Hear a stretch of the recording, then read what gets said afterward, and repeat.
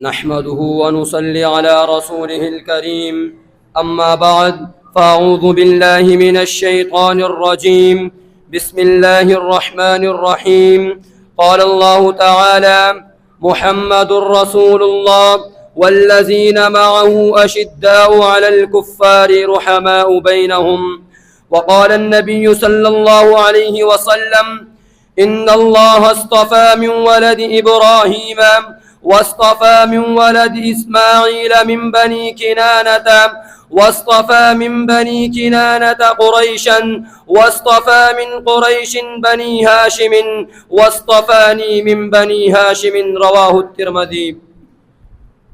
عزیزان من، آج میں جس موضوع کے سائے میں گفتگو کرنے جا رہا ہوں وہ صرف تاریخ کا باب نہیں بلکہ عقیدت کی کتاب ہے۔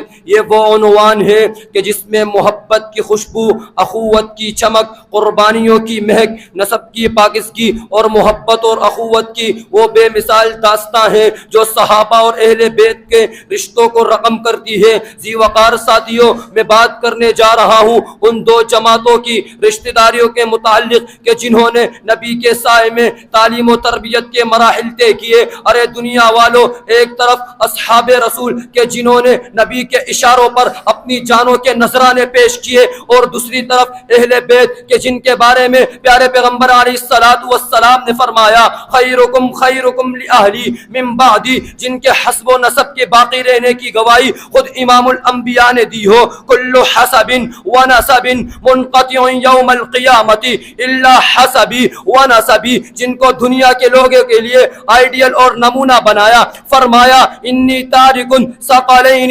اولہما کتاب اللہ و عطرتی۔ ارے دنیا والو، جس جماعت نے اہل بیت سے رشتے کو قائم کیا وہ کون سی جماعت ہے؟ رب کا قرآن بتاتا ہے، رب کا قرآن کہتا ہے کنتم خیر امت اخرجت للناس تأمرون بالمعروف وتنہون عن المنکر۔ جماعت کو رب نے اپنی جماعت قرار دیا۔ فرمایا اولئک حزب اللہ، وہ کون لوگ تھے جن کو زمین پر ہی کامیابی کا سرٹیفکیٹ عطا کیا؟ اولئک هم الفائزون۔ تو کہیں فرمایا والذین معه اشداء علی الکفار رحماء بینہم۔ اب میں وہ رشتے بیان کرتا ہوں جو صحابہ کے اہل بیت سے تھے۔ سب سے پہلے سیدنا صدیق اکبر، ذی وقار ساتھیوں، سیدنا ابو بکر صدیق رضی اللہ تعالیٰ عنہ کا اہل بیت سے کچھ یوں رشتہ تھا۔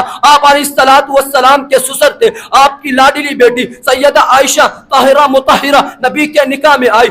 آپ نے یہ اہل بیت میں شامل تھی، اسی لیے رشتہ داری کا اظہار کرتے ہوئے سیدنا ابو بکر نے کہا تھا والذی نفسی بیدی لقرابۃ رسول اللہ صلی اللہ علیہ وسلم احب الی ان اصلی من قرابتی، رواہ البخاری۔ یہ صرف سسر رسول نہیں تھے بلکہ اہل بیت کے رشتے کو ایمان کا حصہ سمجھتے تھے، اسی لیے تو فرمایا ارکبوا محمدا فی اہل بیتی۔ ذی وقار ساتھیوں، ذرا آگے چلیے۔ اس کے بعد ایک اور عظیم ہستی ہے کہ جس کی گواہی زمین و آسمان خود دے۔ وہ کون ہے؟ وہ سیدنا فاروق اعظم ہے۔ ذی وقار ساتھیوں، سیدنا فاروق اعظم کے اہل بیت سے کچھ یوں رشتہ تھا۔ آپ بھی پیارے پیغمبر کے سسر تھے، لیکن سیدنا فاروق اعظم نے سیدنا علی اور سیدہ فاطمہ الزہرا کی لخت جگر سیدہ ام کلثوم سے نکاح کیا جو نبی کی نواسی تھی۔ گویا کہ آپ نے اہل بیت کے دل میں جگہ لی۔ اسی لیے تو امام ابن حجر فرماتے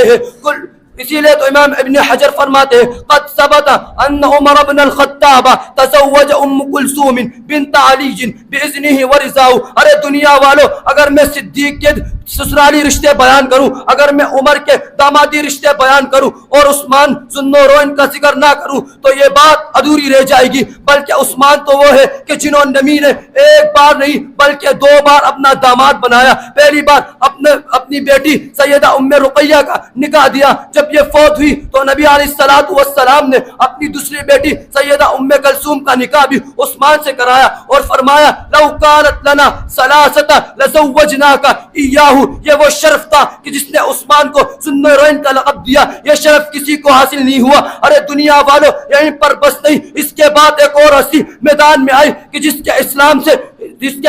کے شجاعت سے اسلام کو ایک نئی قوت ملی۔ وہ ایک داماد رسول، شیر خدا، فاتح غیبر، سیدنا علی المرتضی رضی اللہ تعالیٰ عنہ کہ جنہوں نے نبی کے سائے میں تعلیم و تربیت کے مراحل تو طے کیے، لیکن آپ کی لخت جگر، آپ کی لاڈلی بیٹی سیدہ فاطمہ الزہرا سے نکاح کر کے اہل بیت کے مرکز بن گئے، اور جن کے نسل سے وہ پاک نسل چلی کہ جن کے لیے پیارے پیغمبر علیہ الصلوۃ والسلام نے فرمایا تھا ان الحسن والحسین سیدہ شباب اہل الجنہ. تو پھر مجھے کہنے دیجئے نا، نبی کے صحابہ، نبی کے گھرانے، ایمان کے موتی، وفا کے خزانے کبھی تاجدار عدالت بنے ہیں، کبھی تخت تقوی کے روشن فسائے. یہ دونوں مقدس چراغ رسالت، توجہ، یہ دونوں مقدس چراغ رسالت جہاں میں جلے ہیں وہاں میں ہدایت.